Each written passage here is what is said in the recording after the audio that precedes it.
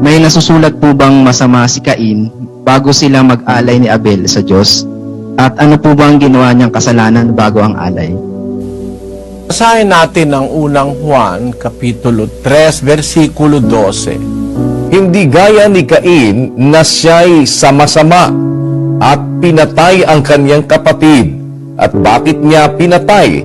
Sapagkat ang kanyang mga gawa ay masasama at ang mga gawa ng kanyang kapatid ay matuwid. Sabi ni San Juan, si Cain ay sama-sama at pinatay ang kanyang kapatid. Ba't niya pinatay? Sapagkat ang gawa ng kanyang kapatid matutuwid. Ang gawa naman niya masasama. So, magkakontra sila. Talaga yung masama't mabuti, magkakakontra yan kahit ano mangyari. Hindi papayag si Abel sa mga ginagawa ni Cain, masasama ang gawa niya. Hindi lang natin alam kung ano-ano yung mga bagay na ginagawa ni Cain, ano? Pero, maaaring masama yung ginagawa niya. Maaaring yung kapatid niyang babae, nihipuan ni Cain. Maaaring si Cain ay nagnanakaw ng hindi kanya. Maaaring si Cain ay malupit sa kapatid niya. Marami kasi silang magkakapatid eh. Akala lang nung iba nagbabasa ng Biblia, si Cain at si Abel lang. Hindi totoo yun. Marami silang kapatid kasi utos kay Eva at kay Adan, magpakarami. Dumami talaga sila. 5:4 ng Henesis.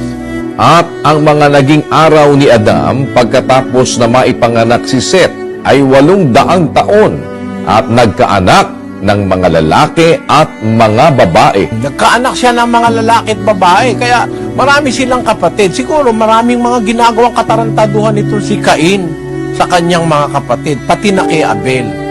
Dumating yung panahon, naghandog sila pareho. Hindi tinanggap ng Diyos yung kay Cain, pero tinanggap niya kay Abel.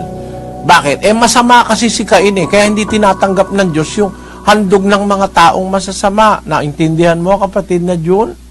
Opo, Brother Eddie. Salamat sa Diyos. Ngayon, ano ba yung mga kasalanan niyang ginawa bago siya nag-alay? Walang letra yun sa Biblia. Pero ang sabi, ang kanyang mga gawa ay masasama. Alam natin ang kahulugan ng salitang masasama. Pag sinabing masasama, labag yun sa salita ng Diyos. Kasi yung mabubuting gawain, yun yung utos ng Diyos 7:12 ng Roma. Pakinggan mo. Kaya nga, ang kautusan ay banal at ang utos ay banal at matuwid at mabuti. Ang kautusan ay banal, ang utos ay banal, matuwid at mabuti. Alin yung masama? Di yung kakontra nung mabuti, yung kakontra ng utos. Siguro maraming utos ng Diyos na nilalabag itong si Cain.